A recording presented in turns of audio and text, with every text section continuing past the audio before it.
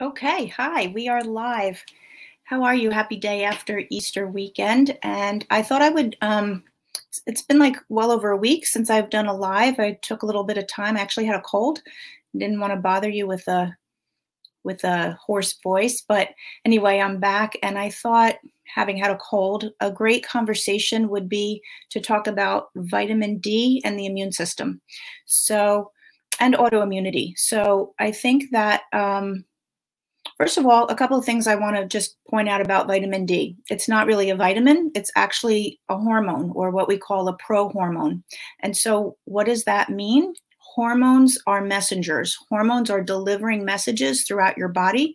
So, vitamin D does a lot of messaging and signaling to other cells of the body. And it's what's so interesting to note is that every single cell in your body has receptor sites for vitamin D. So that makes it pretty obvious that vitamin D is super important, right? So every single cell needs the messages that vitamin D is looking to bring. And so when we think of vitamin D, or at least what I used to think of, when I went through high school and college, that vitamin D absolutely comes from the sun, right? We absorb it through our skin. And, oops, sorry. And that there's not a lot of food sources that where it comes from. So when I took nutrition courses in college, there's not a lot of food sources. These are the places where you can get vitamin D. So absolutely, number one, from the sun. And we're going to talk about that a little bit more in just a minute. But you also can get it from oily fish like mackerel and sardines. You can get, it is a decent source of vitamin D. Liver. There are some fortified foods like breakfast cereals and things like that that are fortified with vitamin D, but those aren't great food sources, right? They're processed foods. So, when I'm working with clients, those are the kinds of foods we're trying to cut out. So we're limited now to the oily fish. If you're eating sardines and mackerels, if you're eating liver, and then egg yolks and red meats. So probably not a lot of people are eating at least a lot of liver and oily fish, I don't think. Maybe more people are eating egg yolks and red meat. But you want to think about supplementing. So when we are in the summer months, if you live above, the 35th parallel, I think it's the 35th, but along like the southern United States, if you live above that, then you are not getting a vitamin D from October to March. So it's very critical to be supplementing and make sure you keep your vitamin D levels up. And why is that? So let's talk more about what vitamin D does in your body. So I always also used to think that vitamin D was responsible for your bone health, right? Helping homeostasis between calcium and your bone density, and it does do that. But much more recent research is showing, and I got this from the National Institute for Health and the Library of Medicine. So there's some research there, and in more recent years, it's recognized that vitamin D is really important for the immune system. So let's look at those two different benefits, or what vitamin D does in your body. In terms of calcium, it helps balance the homeostasis, right? Means keeping a balance. So vitamin D helps keep a balance of calcium between your blood and then what's going into your bones. And so if you are fortifying, if you're supplementing with vitamin D, which I do think is important, especially in the winter months, it's very, very important that you take vitamin D with vitamin K. So there's vitamin D can come in a couple of forms. Vitamin D3. So there's D2. Vitamin D3 is the form that you're probably going to want to take, and you're going to want to take that. Sometimes it comes in the same bottle, right, in the same pill, with vitamin K2. And vitamin K2 is a driver to help make sure that the calcium gets out of your blood and drives it into the bones. You don't want calcium to build up in your actual bloodstream. So if you're going to be taking vitamin D and you don't take it with the K, and you over supplement potentially, And the other thing is it's a fat soluble vitamin. So it's not one of those vitamins that you pee out in the afternoon. You know, when you take your vitamins and then in the afternoon you have really bright colored urine because you're all the water soluble vitamins, your body takes what it needs, and anything extra you're going to get rid of as you go to the bathroom. Vitamin D is a fat soluble vitamin. So it actually gets stored in your fat. So the fat soluble vitamins, just since we're talking about it, are A, D, E, and K. So those 4 vitamins, A, D, E, and K, are the fat soluble.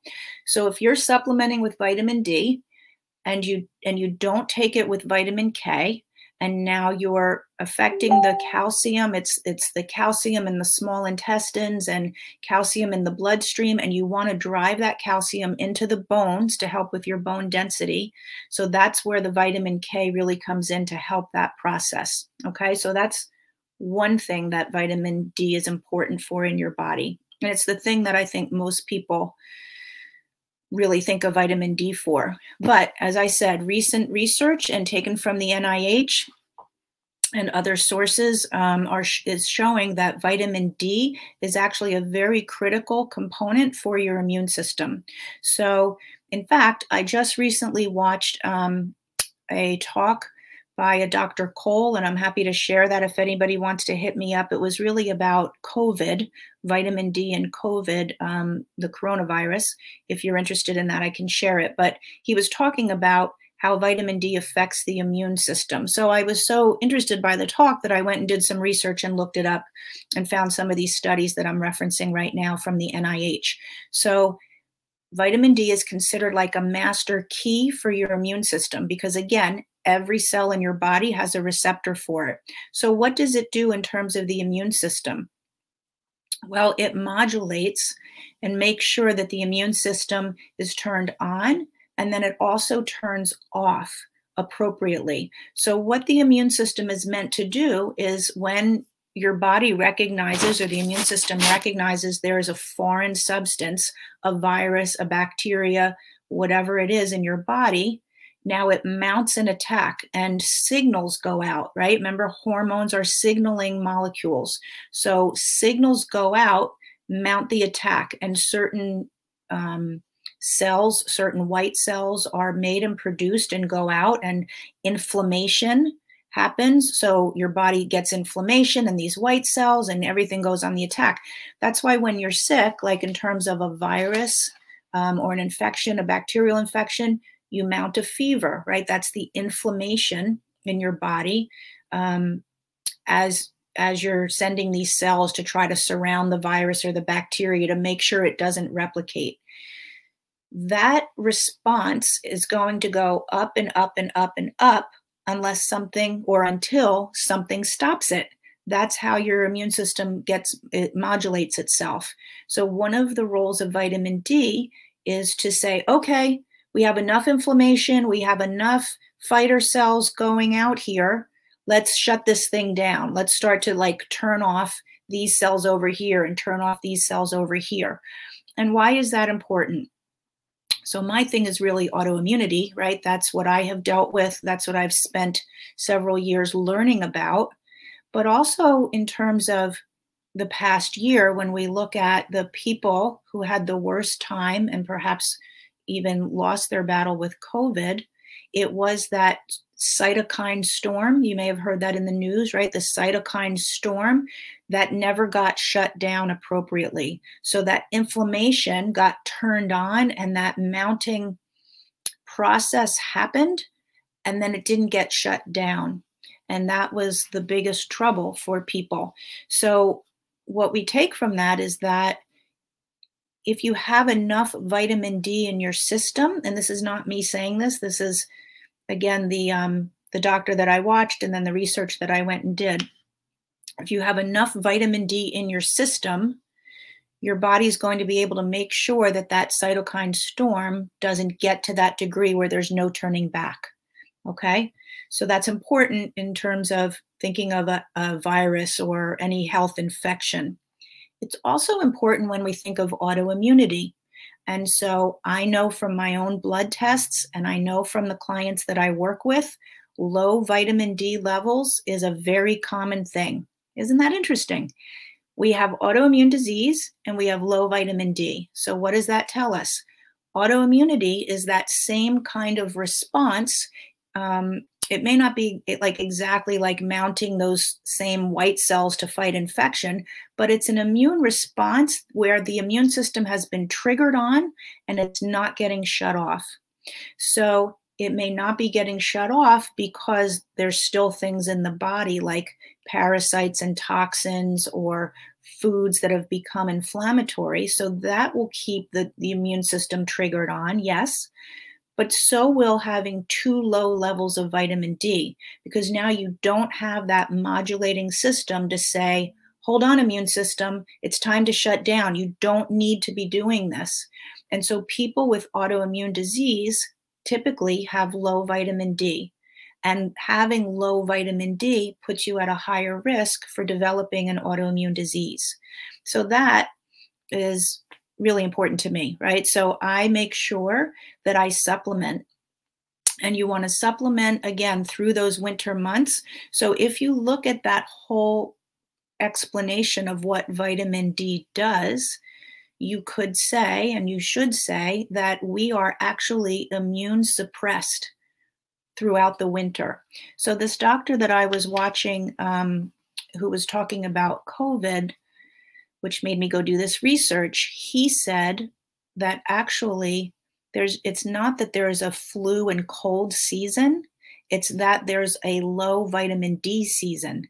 So we think that, oh, these are the months of the year that these things flare up.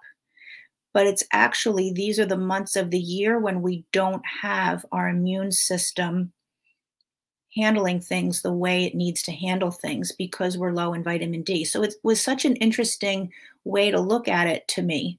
So, and if you do look at it that way and you want to accept that, it's like, what can I do differently then if I make sure that I am really keeping my vitamin D levels in my blood at least in mid-range of what is important, then you can make sure that, you're going to have the best immune response. And for people who have been paying attention to, for people who have been paying attention to what are the natural ways that you can support your body, vitamin D is definitely one of the things that shows up. Vitamin D, vitamin C, zinc is critical, and we're also typically low in zinc. And magnesium has to be present because they actually work very much together, so that the vitamin D and the immune system can do its job. I want to see if I can show you a picture of ranges of what you want to have. Hold on one second. Of what you want to have available in your blood. Let's see if I can pull this up for you. Not working. Okay. It's not working. So I'm going to post. I will find the picture and I will post it after we're done. Oh, sorry. I couldn't see your questions before. Hi, Suzanne. So you want to take the vitamin D3. I think that if you have a good, healthy gut, so a lot of the receptors for vitamin D are in the gut, particularly agglutinin is the lectin in wheat that blocks the absorption of vitamin D in the gut cells. So, another reason why maybe gluten's not a good idea. So you want to make sure that you, yes, no, it wasn't Dr. Will Cole, Suzanne. It was Dr. Ryan Cole. He's a pathologist and immunologist from Idaho. He runs a lab. So it wasn't Will Cole or his dad, Bill Cole. This was a different doctor. I'll share you the link if you'd like to see it. Yeah, K2. Yep, that's what I was saying. K2 is very important to take with the vitamin B. So let's see, supplementing 10,000 a day for over a year. Mine dropped from 49 to 32. I'm doing. So the other cofactors, Cece, are to make sure that you have your magnesium up as well. So if your magnesium levels are low, you're not going to absorb and utilize your D or your K2. So that is really important, the magnesium. And then liquid D3 better with K2. Yes, I take mine together in the same, so I'm not buying two different products. I look for a product that has the two together. I often get mine from Seeking Health, which is Dr. Ben Lynch's line. I really like him. I really like that line, but there's a lot of good ones. I think Pure Encapsulation has one, probably Thorne has one. So there's a lot of different manufacturers that you can use, but do that. Yeah. Okay. So, all right. So that was really, I mean, this is not a long conversation. I just wanted to make sure after I had spent some time learning about that this weekend, I thought, you know what? I just want to point that out, why it's so important for anybody's immune system and for people with autoimmunity. You've got to get that vitamin D up. It's going to help modulate your autoimmune response. So there's, you know, those T cells, those T regulatory cells are the cells that help shut off that inflammatory immune response. They have vitamin D receptors on them, so they're not getting triggered. Difference in 100% cacao and 100% cocoa milligram source. You know what? So I just, I like cacao better. I like cacao in terms of anything. It's higher in antioxidants. I like cacao. I think it's a better magnesium source. I think it's got the bitters in it. Usually cocoa has been processed a bit, so it's not as bitter. And the bitters in cacao helps with digestion. So I always go with cacao. So to answer that question. Okay. So yeah, so just make sure if you have, oh, the other thing that I wanted to point out is that oftentimes the vitamin D levels are not even being checked routinely, and some insurance companies don't include that. So really ask your doctor, I want to make sure my vitamin D is up. And if you're not sure, just assume, absolutely assume that if it's the winter months, you are low, because you are. We're not getting it if we're in those seasons. Also, what I think is so interesting and that I learned on this talk that I listened to is that the darker your skin is, the harder it is for you to absorb vitamin D from the sun. So darker skinned people, Latin Americans, American Indian people, anybody with darker skin is going to be lower in vitamin D. And if you look at the incidence of people with COVID in areas where darker skinned people made up a minority of the population, but much higher numbers of people who were really sick, needing hospitalization, et cetera, in certain areas. So again, that points out to another link of, those are people whose vitamin D levels are lower and they're having a higher incidence of issues. So something to think about. Yeah, CC, cacao, theobromine in coffee. Yes, I love the cacao better. Okay, so I will post the picture that I was trying to find quickly but couldn't for you. It shows ranges of, you know, where you want. It was depending on age, I believe, the age ranges. I actually used it to post this event, so you can see that there. So I'll post that. And if anybody wants to have the link, it was like a 20-minute talk about vitamin D and the immune system this is Dr. Ryan Cole, who's a pathologist and immunologist out of Idaho. Send me a message and I'll send you that. I'll give you that link as well. Okay. All right. Very nice to see you. I kind of don't see you, but I'm talking to you, so it's nice to be back on and alive. It's been a little bit of time. So elevated might mean not absorbing. Yes, you could have elevated. If your vitamin D is really elevated, it could mean you're not absorbing it for sure. And then just remember too, it is fat soluble, so it stays in your body fat. So people who are heavier and have a lot of body fat on them, their vitamin D could be going more into their fat stores and not into circulation and going to the cells that need to get the messages that vitamin D is bringing. Okay? Okay, my friends, I'm sure I'll see you again later this week, but have a great night. Take care. Bye.